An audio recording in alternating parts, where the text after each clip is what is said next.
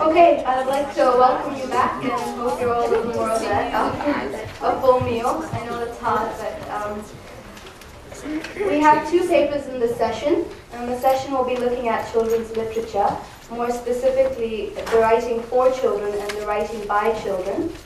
Our first speaker today is Professor Shirley Lim. She is Professor of English at the University of California, Santa Barbara. Professor Lim, one of Asia's most published writers, is the writer of poetry, fiction, criticism, who through her writing strives to bring together the multiplicities in the different threads of her cultural identity. Having published her first poem at the age of 10 in the Malacca Times, by age 11, Professor Lim knew she wanted to be a poet, because for her poetry was the most primal form of literary expression. Professor Lim has received several awards, including the Commonwealth Poetry Prize for a collection of poems crossing the peninsula, and has also published several other volumes of poetry, short stories, novels, and many critical studies. At present, Professor Lim is working on a study of gender and nation in Asian American representation. Today, Professor Lim will be talking about the creative writing of Asian children, thus identifying features of expressivity particular to second language learners. So I'd like you all to welcome Professor Shirley Lim.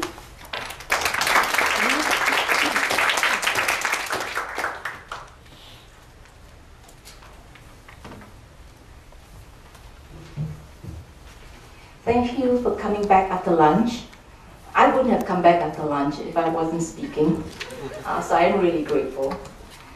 The title of my talk, and I'm not going to have any PowerPoint slides, this is strictly text. You have to do the old-fashioned thing and listen real hard.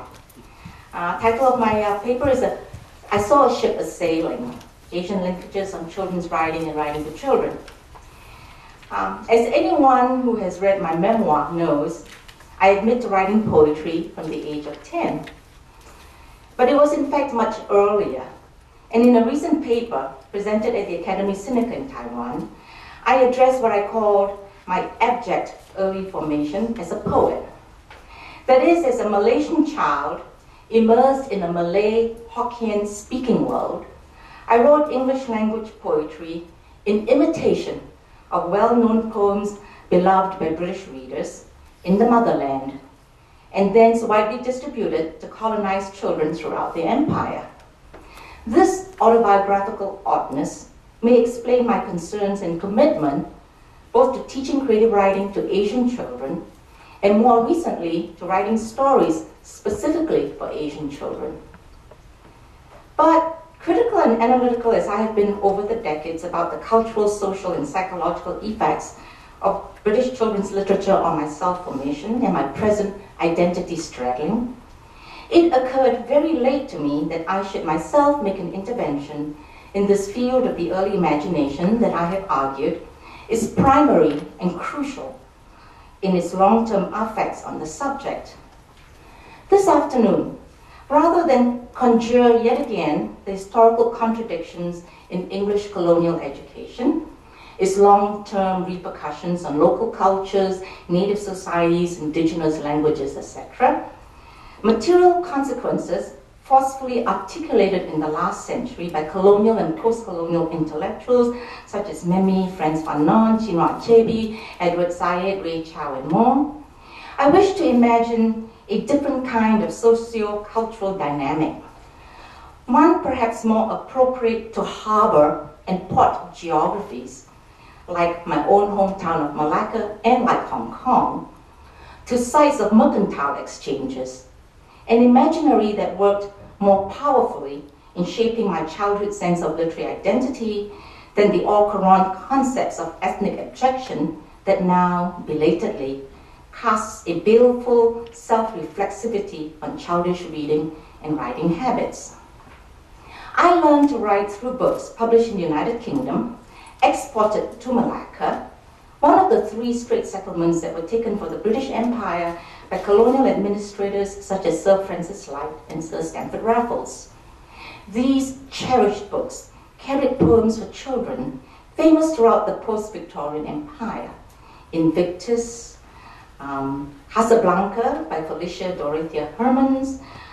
If you remember, the boy stood on the burning deck, was all but he had fled.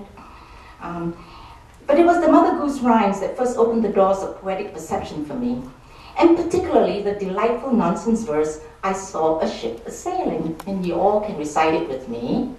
"I saw a ship a-sailing on the sea, and oh, it was all laden with pretty things for thee. There were comforts in the cabin and apples in the hold. The sails were made of silk, and the masts were made of gold.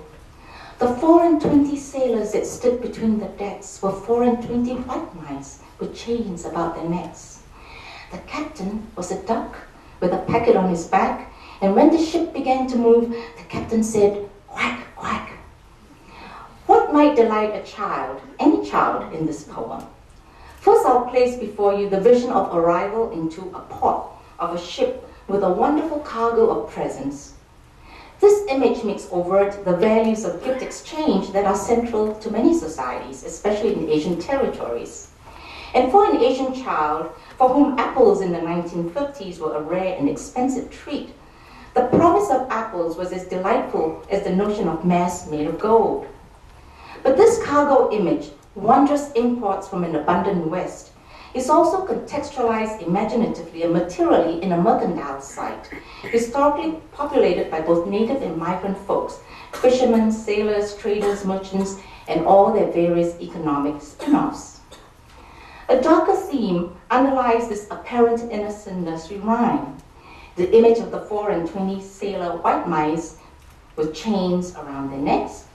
In my children's book, the illustration showed magnificently dressed white mice with gold chains dripping over their naval jackets. In later life, this rich ornamentation was subverted by the counter-image of black slaves chained to the galleys. Yet at 6 and 7, almost all is bright innocence, and that fantastical incongruity of a duck captain commanding his ship with loud quack-quacks has proven so irresistible that I stole this idea for a much darker poem about white costume American sailors at the Good Times Bar in Singapore. This story of one children's poem and its linguistic reverberations across many decades, 2 centuries, and multiple national crossings illuminates the power that children's writing, that is adult writing for a readership of children, possesses. An undeniable power that remains unwavering despite the technological changes in how children now entertain themselves.